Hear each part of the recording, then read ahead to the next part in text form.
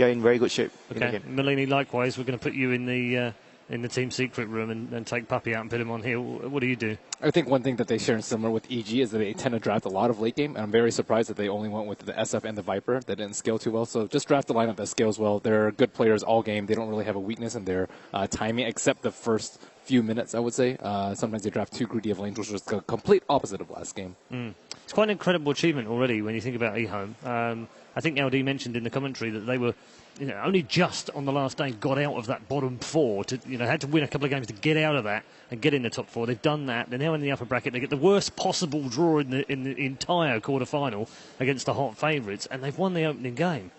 What really struck me about that performance is that you looked at Aero TK when he got out of they were going for the break between the two games, and he was super calm, super, chilled. He's a very emotional player. You could, usually when he causes an upset, he's going to show it. He's going to show how happy he is about the performance. Here he was not, I won't say he was unhappy, obviously, but, he was very calm. So that's scary for Secret. It means eHome came into that best of three convinced they could win. So they keep the focus. They're not surprised they won. They won. They're going to, they're looking to win the second game. Yeah. Do you think that Secret, when they were in the pod afterwards, looked a little bit shell-shocked? It seems so. I mean, it's hard to tell from up here because we're not so close to them, but it did seem like it was a bit of a, wow, what just happened? Yeah, they probably saw it coming, playing that game, they probably felt what was wrong, when he gets the boots of Charles. They can tell something's wrong, so they saw it coming, but it's always, all right, it actually happened. We just lost the first map in the main event, although we're considered favored to take it all. So. Yeah, okay, and we're into the final minute before the draft begins. Any final thoughts from you gentlemen about maybe eHome take this 2-0? I was thinking, what if Kuro had hit that egg one more time? Oh, yeah. Oh, yeah. That was really crucial. They could have actually won that fight if they were able to destroy the egg. It was just really unfortunate. Yeah, and I think that's one thing that we need to say that, we've praised eHome's plays, and we've praised Secret too. That was still a very close game. Secret were outdrafted in the sense that if that game got to 25 minutes without them having a gigantic advantage, they were in big trouble. But both teams made really great plays, and it was still a very close game. They still had a fairly big advantage, I'd say. Yeah, they did. Very quickly, 2-0 or 1-1? 1-1. 2-1 Secret. My man. I think 2-1.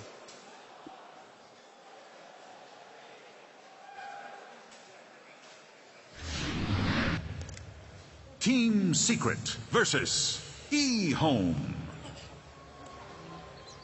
The one and only, it says on their logo. Well, they've got one. They need two, though, to go through to the semi-finals and reach the top six for a guaranteed prize pot of $1.2 million.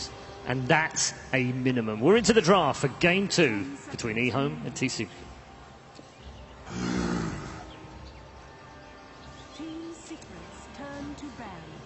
Secret is they're removing the corp once more. I believe they did this as well in the last game. Secret or Radiant and first pick? Both the games, right? The last game they were first pick as well. Interesting. They opened with the Shadow Fiend.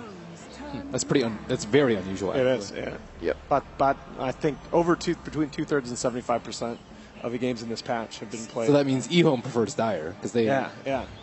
So now the Winter River ban is very smart, obviously, because they're going to force eHome either to remove the Shadow Fiend and give them something else, so the Gyro or whatever they want to grab, or take the Shadow Fiend themselves. I mean, no, it's not going to happen. They're going to first pick SF and they won't have Winter River, and it was eHome's main answer to it, apparently. I wouldn't be surprised they first pick SF again. Yeah. So it was a good play from S4, with the ban pick, mind game. eHome probably have something up their sleeves, if they let it through and they decided to ban the Naga, or maybe they just got caught off guard, which could also happen. Could be a Gyro plus Dazzle this time out. No. Oh, wow. Okay. Team fight again, so they are very team fight centric focus once more with their heroes. That is interesting. It's very early doors here. Yeah, certainly one of the signature heroes of ROTK throughout his career, but not a hero that we see too terribly much of. I really like that Secret went for the same first pick. I think it shows a lot of confidence, and that's definitely what they need. If you're a Secret fan, it's got to feel good. 10 seconds remaining. So do you think that they will follow up with the same support, Dazzle once more? Yeah. I think it's a good pick. I think another option open to them is like Reserve time. if they don't want a team fight versus eHome, they can also just go back to their Wisp strats and just kind of split around the map. I think a big problem that they had last game was not being able to push out lanes and not scaling well. And with Tiny and Wisp, or Wisp +1, I think you eliminate both of those problems with one hero. Wow. Okay. That was quick. Okay, so this is one of the more unusual drafts that you're going to see out of Secret. This will almost certainly be an Arteezy Anti-Mage, and then S4 taking over on the Shadow Fiend. So if Secret wins that game, that means we're going to see later in the tournament some first pick anti-mage, which happened already at TI, but it's not the funniest thing ever because you get an anti-mage in every game. But I mean, it's very risky from them to pick anti-mage that early because now eHome can set up as much as they want. The only weakness eHome has in their draft is that, you know, if you want to like go aggressively anti-mage and pressure him, then you have a Darkseer safe lane, which isn't necessarily the best use you can do of Darkseer. Like, especially on the dire side. safe lane is pretty good. It's better than Radiant safe lane for sure. Yeah, definitely. You're gonna farm the camps as well, but I don't feel like Darkseer is one of those heroes that's really good at safe laning. No. Now, if you're picking Darkseer, to me, you want him solo against a dual laner, Charlie. Yeah, you want him to pressure a bit. It's hard to say. That anti-mage pick probably surprised eHome. Like, you must be surprised by this. It's very, very uncommon. 5 seconds remaining. I still think they have to do something to pressure the AM. Like you talk about Darkseer, but Darkseer alone can't really stop the AM. AM is actually very decent in the lane against a Darkseer. You can always like get the spell shield early, and he can just blink and harass you with the mana break. So I think anti-mage is really fine with just one Darkseer alone in the lane. He should be able to free farm regardless, unless you bring more heroes in. Even later on in the game, Darkseer is a very good mana void target. Yeah. No, and I mean, Arteezy has played Anti-Mage, it looks like 6 times this year, 7 times this year, and I mean, he's over 750 GPM average on the hero. Just absolutely crazy. And we haven't said it, but those are 2 Arteezy heroes, and they first picked 2 of those, so it's going to be an S for SF, I would assume. I don't think S4 is going to play anti-mage. So what kind of pressure lanes are we looking at with Tusk out? Undying, I think. Undying could be a good option here for them if they want to run dual lanes with the Darkseer. Do you think they can just dodge it and then have a safe lane carry that's as strong as, if not stronger? Do you think Gyro +1 mid is good enough? Depends though on the whole lineup and what type of support heroes they have. And right now, eHome has very strong lanes. They have Rubik plus Gyro.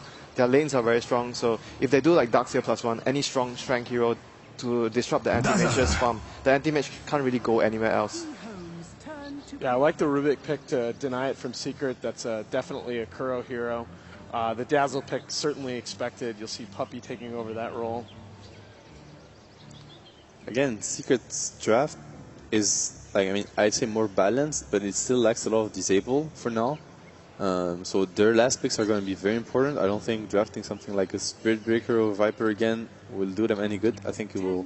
It's very scary. They need to have very balanced. I think Amber could also be good. Like, yeah, because they don't have any like stuns, and there's Iron Shell plus Amber. That's usually something the Chinese team's favorite to go.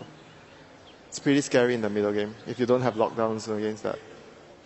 So what do we think here for Secret's offlaner?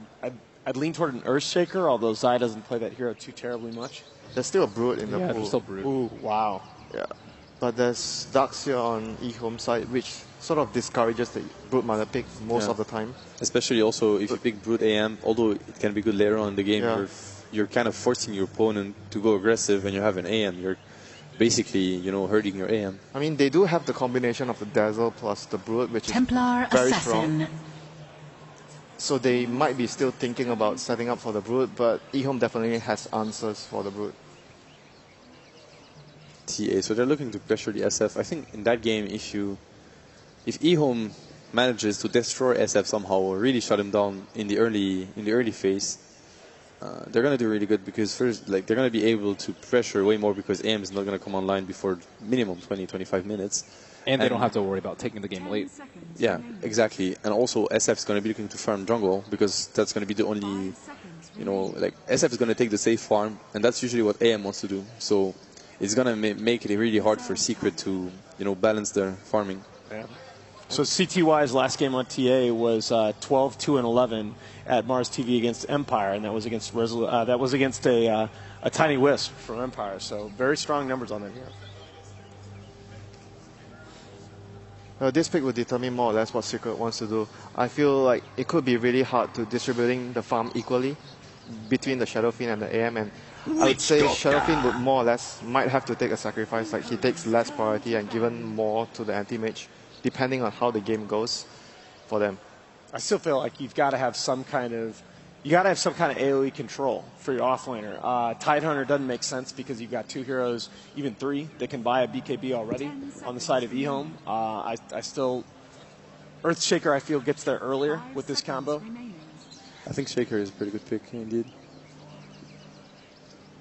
Shaker is more like team fight focus as well. Like I talk about having pressure against the anti-mage. Like I think their lanes at the moment they can still do like Undying still fits very well with You mean their for lineup. eHome or for... For eHome, they can do like Undying off lane plus Darkseer, and Undying plus TA is, I personally like the combo a lot, the traps plus the tombstone. And now they got rid of the Brood, which is good. So if they actually, like you mentioned, want to go for a dual lane, off lane, which they also could, but that lane is not the weakest though. Like AM, Dazzle, Witch Doctor is still a strong lane. Yeah, definitely. Still now a they good can lane. get away with the dual lane, safe lane that's going to control whatever Zai plays. Brood was the only hero that could actually pressure, I think, Rubik, Gyro in a 1 versus 2 situation. Yeah, definitely. Not even pressure. Like she can even win the lane by herself. Undying is actually terrifying to me right now. By is Spirit Breaker still good here for Zai, as in the last game? I don't think it is. I think they need area control. I think something like Shaker, Magnus. It's hard to say. They need something very special. Zai doesn't usually play either of those. He's more like, an Axe, Bristle sort of a guy. Bristle is like a space taker. I feel they need a space maker now because having Anti-Mage and Shadow Fiend, they can't afford to have a Bristle in their lineup. Yeah, I think Magnus is too slow. It's too crowded. They need someone to make space. I think it can be a pressure lane, though, if you have, like, BB Dazzle. Yep, possible. That would be possible, but if you don't do very well in the laning phase, it'll be very hard to distribute farm among the cores. That is very interesting. Night Stalkers. It'll still be something similar to the Undying plus Darkseer, or like you have a strength core, a strength support that roams around, and having the silence is very strong against anti-mage. Those 3 heroes together, like Templar, Night Stalker, and Darkseer, the chasing potential, They it's just run at insane. you. This is very scary. When you're playing a poor Dazzle, in the middle of that, you have like Darkseer running at you, Night Stalker running at you, and Templar. And you can't see anything. How do you position yourself? Yeah, and Witch Doctor and Dazzle is very vulnerable towards the Night Stalker this game. This is going to be very scary if they can actually pull it off. I mean, if they get the 4-position Night Stalker with early eggs, it's just so devastating. I mean, it's not even that, Gyro, the mid-game damage output alone. The Darkseer can go jungle and leave the lane towards the Night Stalker, so they have like some form of synergy as well between the lineup where Night Stalker would have a lane to go to and I have to have say, experience. to me, that is again a flawless draft from ROTK. It's very balanced. It makes a lot of sense. There's a lot of synergy. Yep. It's very good early game, late game. They have strong lanes. The last pick is very difficult here for Secret. It's quite impressive. 5 seconds remaining. They're down to 3 seconds. Goodness gracious. And they used, that's really what they needed. They needed area control, and they needed a bit of pressure in the lane, but it's not going to be an easy game for Zai's Axe, for sure. Right.